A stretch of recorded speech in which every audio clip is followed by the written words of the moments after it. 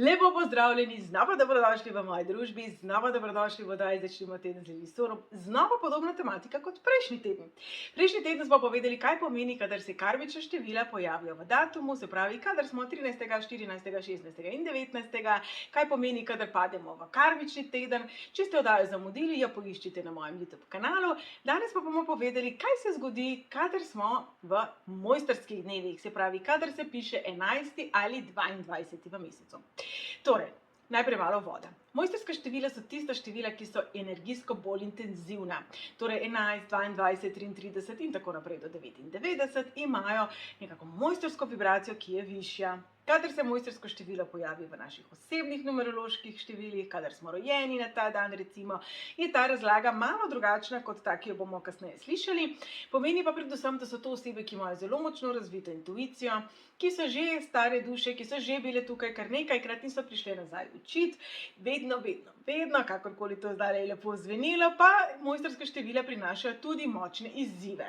Se pravi, da nimo 11.2, po eni strani simbolizira nekoga, ki je duhovni sporočevalec, ki predaja sporočila, modrosti, ki deluje nekako bolj zrelo, po drugi strani pa življenje gre lahko tej osebi zelo v en ali drug ekstrem. Ta oseba je lahko nekaj časa na polno aktivna z glavo skozi zid in potem se ustavi.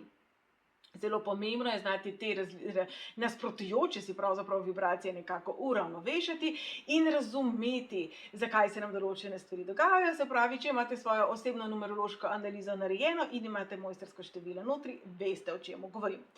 Kadar pa govorimo o datumu, pa pomeni, da sama energija dneva nam prinaša neke priložnosti, dogodke, energije, spomine, izzive in nagrade, ki pa nam pomagajo na poti mojstra. In jaz sem novembra 2024 nekajkrat rekla, če pravijo, da je pot v pekel posuta z najboljšimi nameni, jaz dodajam, da je pot do mojstrstva posuta z največjimi izzivi. Se pravi, kadarkoli smo v karmičnih energijah, nekako popravljamo naše kikse, se učimo biti bolj zreli, bolj odgovorni in tako naprej. Kadarkoli pa smo v mojstrskih obdobjih, se pravi 11. mesec je tudi denimo tako november, pa govorimo o času našega poslanstva, o času tega, da krepimo sebe kot mojstra. Se pravi, vsakega 11. v mesecu, ne glede na to, kateri mesec, katero leto je, pomeni, da smo v energijah, ko je naša energija glasnejša. Ko lahko tekom tega dneva pričakujemo, da bomo nekaj slišali, videli, zaznali, morda glasba na radiju, ko boste šli mimo nekega lokala ali pa iz avta, ki se bo mimo vas peljal. Morda neka misel, nek stavek, ki ga boste zaznali na televiziji, mogoče v časopisu. Nekdo bo šel mimo vas in boste nekaj slišali, morda boste videli neko ptico, ki bo letela, pero na tleh. Se pravi, sporočila so lahko v zelo različnih oblikah. Torej, če si karkoli zapomnimo za 11. v mesecu, je to, da bodimo čuječi.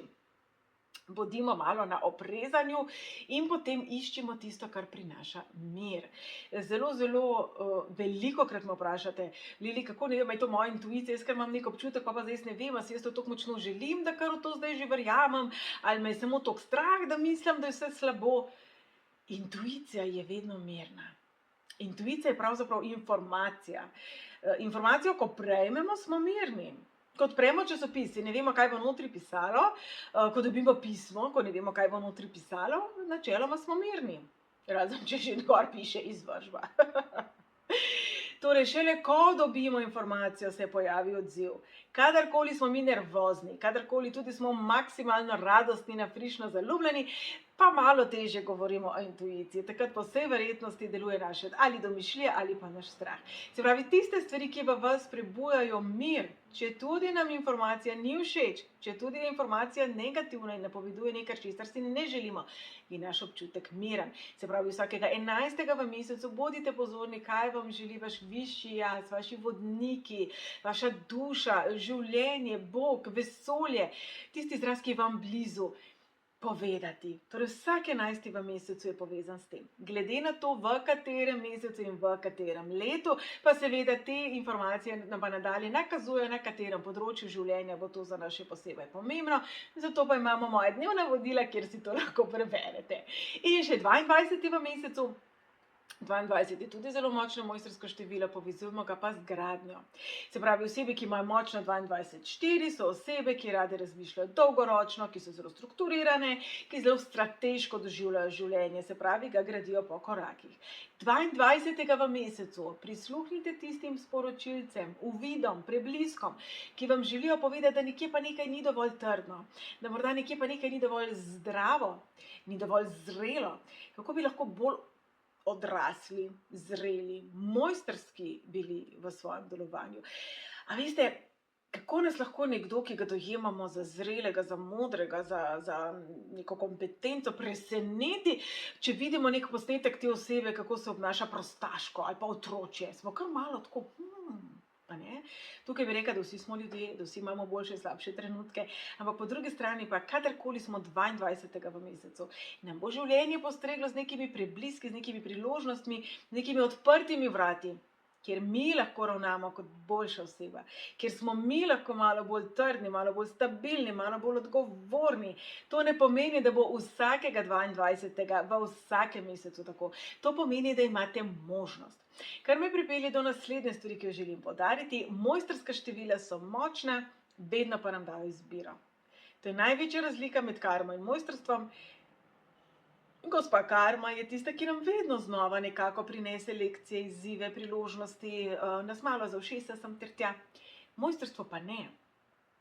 Za mojstrska števila pa velja, da imamo mi svobodno voljo, da se mi odločimo. Se pravi, na 11., 22. dan in kadarkoli lahko sedimo, jemo čips, pijemo pivo, gledamo limonade ali pa nekaj naredimo iz sebe. Ta odločitev je vedno naša. Ampak ta 2 dneva v mesecu nas energije podpirajo v tem, da dobimo neke prebliske, neke uvide, neke smernice, kako se obrniti, kam se obrniti, ko nas podpirajo energije v našem poslanstvu, v tem, da prepoznamo, kdo smo, kaj smo in da to sijemo na svet. Se pravi, tu sta 2 taka datuma v mesecu, ki sta tudi zelo primerna za meditacijo, za obisk kakšne duhovne delavnice, za branje knjig o osebni rasti, za to, da si vzamete preprosto pol ure časa zase, greste v naravo, objamete drevo in poslušate sebe. Kajti, dragi moji, vi ste življenje, vi ste najvišje zavedanega življenja, tako kot največji mojster, ki je kadarkoli hodil po zemlji. Poslušajte preprosto sebe. In če se dotaknemo še malo novembra kot mojstrskega meseca, vsak november, vsako leto nam prinaša podobno uvide o nas samih. Prinaša nam tudi možnost večje samostojnosti. Poglejte, 11 enki. Enka simbolizira neodvisnost, simbolizira individualnost, simbolizira novo pot in napredek. In kadarkoli govorimo o 11, se pravi o novembru, je velika verjetnost, da se vzporedno nam pojavijo osebe, ki hodijo po isti ali podobni poti.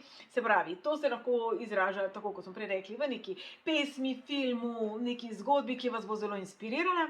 Po drugi strani pa tudi osebe, ki se bodo pojavili v vašem življenju znotraj meseca novembra, ki bodo nekako, se bo zdelo, vzporedno vam hodile naprej. Bodite zelo pozorni, kadar govorimo o ljubezni, da ta vzporednost ne ostane vedno tako, ampak da se nekoč preplete skupaj. Po drugi strani pa 11 pomeni tudi individualizem, kot smo rekli, se pravi, v mesecu novembru se od nas pričakuje, da prekinemo tiste odnose, v katerih smo podrejeni, v katerih smo zasmehovani, v katerih nismo spoštovani in da tudi sami, če slučajno, vse vem, to vi ne, to zdi, ker so kakšni vaši sosedje, delujete arogantno, morda vzvišeno in delujete iz nižjih vibracij. Zdaj, te nižje vibracije so po eni strani lahko arogantne, ošabne, občutek več vrednosti, pa tudi občutek manj vrednosti. Kajti nižje vibracija števila 11 je 2. 2 pa je, kadar ni močna, kadar je v svojem negativnem aspektu, tudi energija podrejanja. Energija, ko počakamo, kaj sogovornik pove, ker se mu ne želimo zameriti, da mi potem ponovimo. Torej, kdaj pa morda ste preveč pasivni v življenju, bi se tudi lahko pokazalo tekom meseca novembra. Se pravi, november po eni strani nam podari možnost samostojnosti, seveda pa tudi tega, da prekinemo spone in neke okove tistih odnosov, ki za nas niso dobri in ki nas nekako podjarmljajo. Seveda to pomeni, da november nikakor ni dolgočasen mesec, da bo veliko priložnosti, možnosti, dogodkov, mogoče tudi situacij, v katerih se bomo počutili napadene, ko bomo užaljeni, ko se nam bo zdelo, da nas nihče ne razume. In kadar se tako počutite, ne glede na to, ali je november, ali je petek, ali je svetek, se vprašajte, ali vi sami sebe jemljete resno. Torej, ta oddaja je malo krajša, kajti imamo samo 2 mojstrska števila, ko govorimo o datumih. Malo se spomnite na leto 2011, takrat se je mojstrski cikel človeštva v tem tisočletju pričel. Zelo je sovpadal tudi z majevskim koncem sveta, ki je pravzaprav sprememba zavesti. Potem leto 2022 je bilo podobno mojstrsko leto, malo pobrskajte po spominu, kaj je bilo tisto, kar se vas je najbolj dotaknilo, kar vas je najbolj zaznamovalo, kaj je bila največja sprememba pri vas. Včasih je že res, da mora kar nekaj časa miniti, preden sami pri sebi zaznamo, da nekaj pa smo vendarle spremenili. Ob koncu oddaje bom rekla še, ne glede na to, kateri datum se piše, katero leto, kater mesec, verjamem, da vsak izmed nas vedno daje najboljše od sebe, zato bodimo tudi med seboj razumevajoči, ko imamo nasproti nekoga, ki je morda zelo napadalen, zelo agresiven, morda izvirajo te besede iz neke njegove lastne bolečine, običajno, kar vedno je temu tako. Torej, dajmo stopati v take situacije, tudi mogoče z mero sočutja, pa vseeno postavimo mejo in se postavimo za sebe. Torej, dragi moji, še enkrat hvala lepa za vašo družbo. Želim vam en fantastičen teden, čim več dni, v katerih se boste počutili mojster in čim manj dni, v katerih boste imeli občutek, da za vami šiba karma.